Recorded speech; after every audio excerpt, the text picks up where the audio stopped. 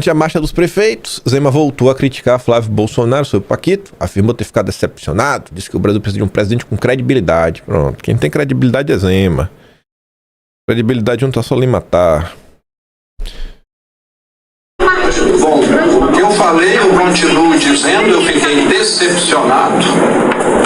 As explicações para mim não foram convincentes e precisamos tê-las. E o Brasil precisa de um presidente que, para fazer as mudanças necessárias, precisa ter credibilidade. Eu comentei ontem em Santa Catarina, apesar de morar em Belo Horizonte, que é a mesma cidade do banqueiro bandido, eu nunca tive uma reunião com ele, nunca tive um encontro com ele, nem oficial, nem informal. Não tenho ele na minha agenda de telefone. Então me parece que esse banqueiro bandido foi atrás de pessoas para quem ele via que seria bem recebido. Na minha porta ele nem pediu audiência, nem pediu reunião, porque eu acho que ele sabia que a minha maneira de atuar é algo muito oposto do que ele faz, né? Sempre paguei meus impostos, nunca dei cano em ninguém, muito menos no fundo garantidor de crédito. Então ele sabia muito bem para quem está aparecendo. No meu caso ele não apareceu e eu fico até estranhando, né? Ele nunca ter procurado o governo de Minas Gerais, que está lá ao lado dele, né? Belo Horizonte. O escalonamento.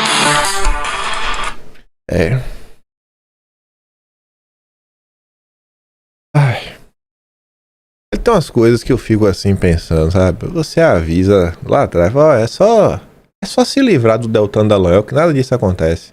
O Partido Novo implodia. O Partido Novo só foi malandro por causa do Deltan, né? Que botou todo mundo na coleirinha. Eu não tô fazendo piada, tô falando sério. A palavra pode ser até engraçada. Era só ter feito isso lá atrás, bicho. Não, tem que unir a direita e tudo mais. Olha tudo que essa gente que prega união da direita vem causando no país. Aí o Carlos Bolsonaro fala, é tão cristalino o que estes alinhados a outros já conhecidos estão tentando. Tudo com permissão, método e objetivo. Não precisa nem mais desenhar. Pois é, né? Mas foi falta de aviso, né? Convenhamos. Essa postura covarde de grande parte da direita, que pra mim é muita covardia, viu? De não querer tomar lado às vezes e querer varrer tudo para debaixo do tapete. A postura covarde cobrou o preço, né? Quem quer ser amigo de todo mundo não é amigo de ninguém. Aí tá aqui, ó, Marco Sintra. O PL com Flávio foi abatido e não tem outro nome. Não há plano B viável. Qualquer coisa será puxadinho. Venho dizendo desde sempre que a direita precisa reverenciar o papel político de Bolsonaro. Olha a safadeza. E achar alguém limpo, livre e leve para continuar o trabalho de expurgação do Brasil da contaminação esquerdista de FHC e continuada pelo PT. Zema é o candidato acidental perfeito e capaz de cumprir o papel histórico de libertar o país dos boomers que tanto mal fizeram ao Brasil e ao mundo. Pronto. Os boomers, gente, é a geração dos mais velhos, né?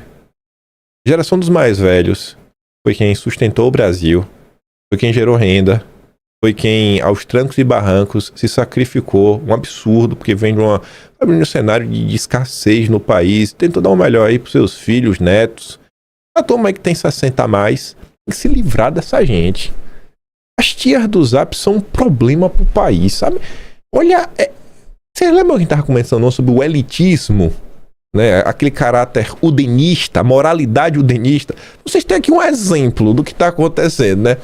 Maravilhoso, bicho. Maravilhoso. E o pior, o cara tenta fingir que gosta de Bolsonaro. Não, a gente tem que pegar aqui o que o Bolsonaro fez e não pode deixar passar.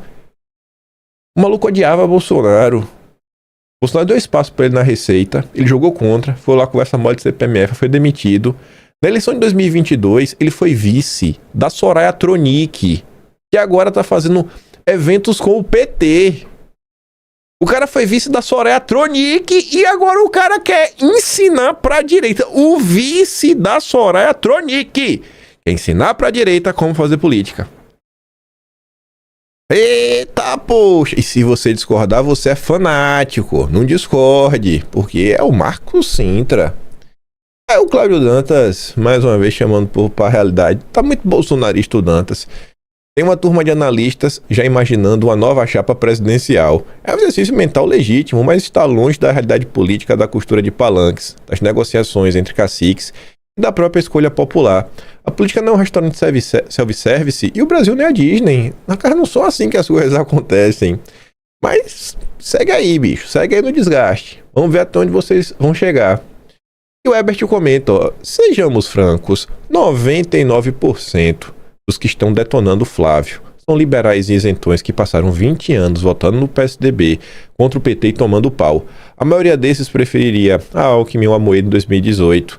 Tiveram que engolir Bolsonaro e estão até hoje com isso entalado na garganta. Aí você pega o Ivanildo, declaradamente um liberal, mas vez outro o Ivanildo ele tenta fazer algumas análises sem deixar que o emocional dele fale mais alto, tentar olhar as coisas como elas são. E não precisa, sabe, concordar com tudo que os bolsonaristas falam.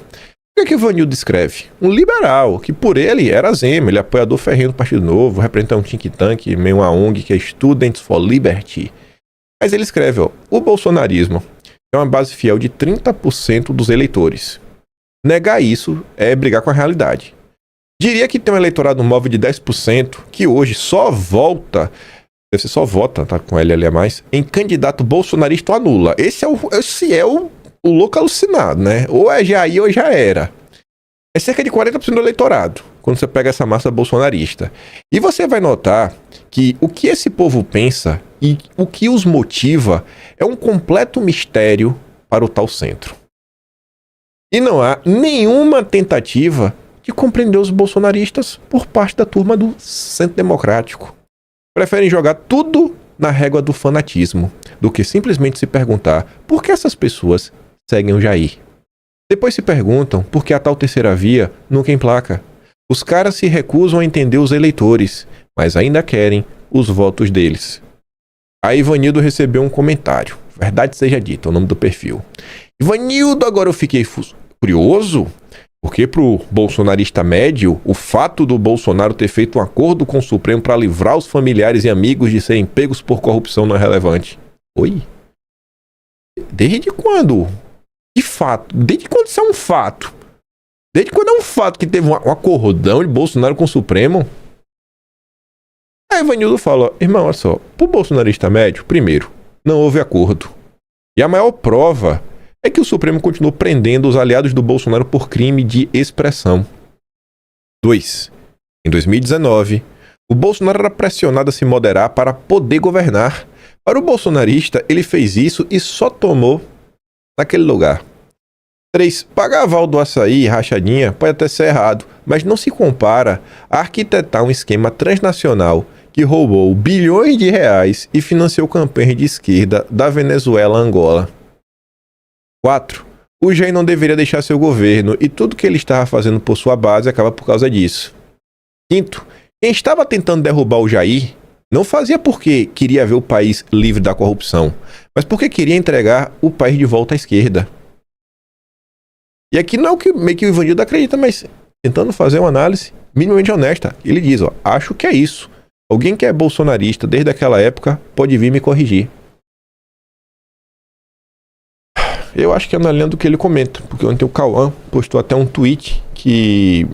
Foi aquele vídeo que a gente comentou do Olavo sobre senso de proporções. 5 de novembro de 2019. O que acontecia em novembro de 2019? Era o período... já tinha existido a crise do PSL, já tinha tido um rompimento. A gente estava ali no início das confusões de CPMI das fake news.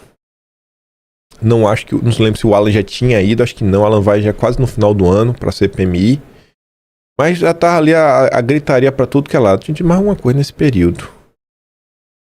Já tinha tido também a nomeação do Aras para PGR, enfim. Aí o Olavo escreve: o senso das proporções é o fundamento da moral e do direito. Sem a escalaridade entre os erros e as punições, nenhum raciocínio moral jurídico é possível.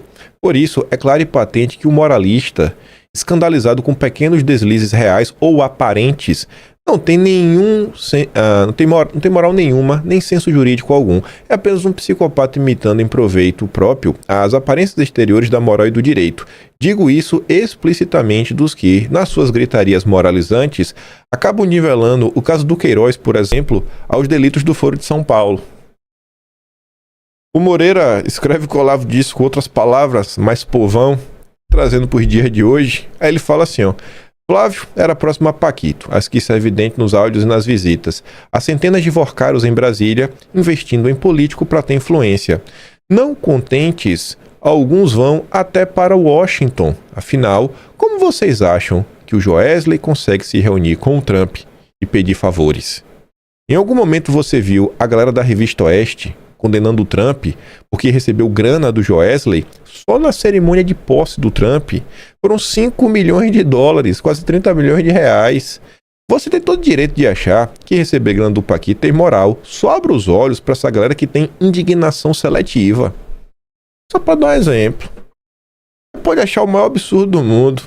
Agora, o senso de proporções neste país, sim, foi extirpado do debate público para você conseguir transformar esse caso do Flávio no maior problema do país. Aí, ontem o Carlos também escreveu o seguinte, à noite, 9h18 da noite. A velha imprensa e os tais de direita são os principais ativos da manutenção da sobrevivência de Lula. Podia estar todo mundo jogando contra o Lula, mas não, tem que ajudar painho. Não há burrice ou desunião, o cálculo é simples. O volume de jogo sujo com Bolsonaro e com a verdade, crendo ou acertado que terão brevemente vaga para disputar o que almejam, não, se não for agora, quem sabe no futuro a gente tira, a gente acaba com o Flávio, quem sabe 2030 a gente consegue emplacar o nosso candidato à presidência, enfim, insistindo em destruir quem os possibilitou a chegar até aqui e então seguirem como se nada tivesse acontecido, tudo com a ajuda sistemática dos algozes da democracia. É fácil notar os movimentos e, principalmente, a falta deles.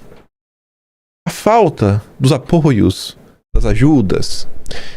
No fim, o Brasil conta mais uma vez somente com as tias do Zap e os tios do churrasco. Graças a Deus, sendo eles a esmagadora maioria nesse lamaçal de egg e busca pelo poder a qualquer custo.